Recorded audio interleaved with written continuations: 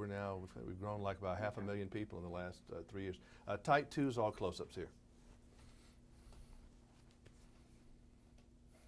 Okay. Are we wrong? Okay. Is it a little bit strange talking about a movie that you did 40 years ago today that's like it's new and out again?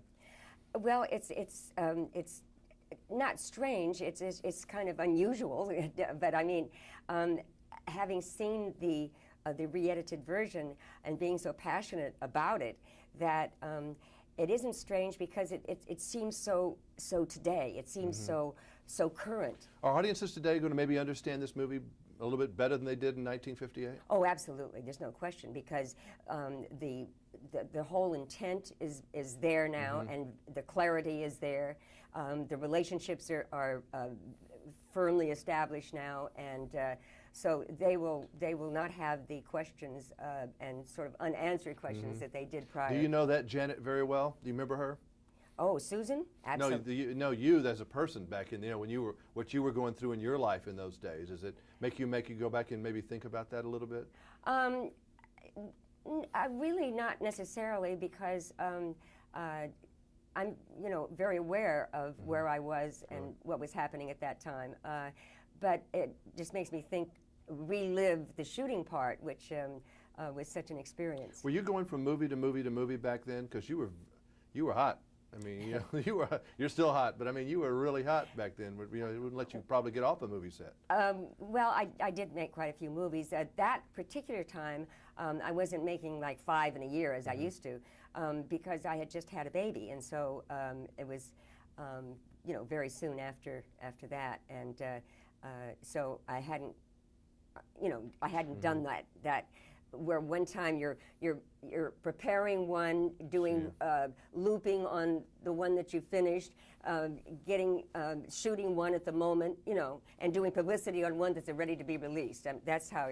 What are your memories of that time of your leading man? You've probably been known him throughout the years since, but with Charlton Heston, what was he like in those days? He was very enthusiastic, as he is today, about the project. As an actor, he had great passion. And thoroughly, as we all did, loved working with our mentor, our leader, our God practically, to the artistic side of the camera, Orson Welles. What was he like as a man, Orson Welles? We know what he was like as a professional. I mean, he was a genius, but what was he like just as a guy? Charming. I met him in 1951 in London at the National Playing Fields of Great Britain charity midnight gala. He did the magic act, and we met each other then. He's charming. Was he shy? No. No? No, I never felt that. If he came into this room right now, he has too much presence to be. If he came into this room right now, would he take over the room, kind of just in his? Well, I don't think he would do it. Saying, I'm going to, be the main thing here, but he would just do it because of him, because of his presence. He would do it without you knowing he's doing it, or him knowing he's doing it. As a style of director on a set, did he tell you what he would like, or you gave a performance and then he would adjust it? How would he work? The performance kind of grew from both. I would bring what I saw, but then when you would start rehearsing, other elements come in, the other people, the situation, the locale of the scene. He was an actor's director? Absolutely. As opposed to a Hitchcock? Well, the difference was that Mr. Hitchcock planned everything prior to the shoot, and Orson did some of that, like the opening shot, obviously had to be planned, but he was more fluid and flexible? Yes. It was like an improvisational approach more. I mean, he could see a setting, say, and it would grab him. And he'd say, okay, let's do that scene here. Instead of Mr. Hitchcock would have already had the locale, the camera would be set, and, it was just a different approach. Geniuses reach different ways. A number of people, musicians in country music right now, are trying acting, and some are having, not bad success.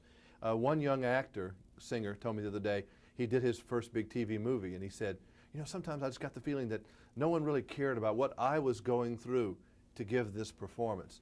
Is sometimes acting kind of a lonely feeling when you got all these technicians around and you know what you're having to go through when they say go to do that? Is it kind of a lonely thing to do sometimes? Well, no, I think what it is that you really have to learn almost to be alone in the midst of plenty, because if you are aware of all that's going around you, then you are not focused on what you're trying to do.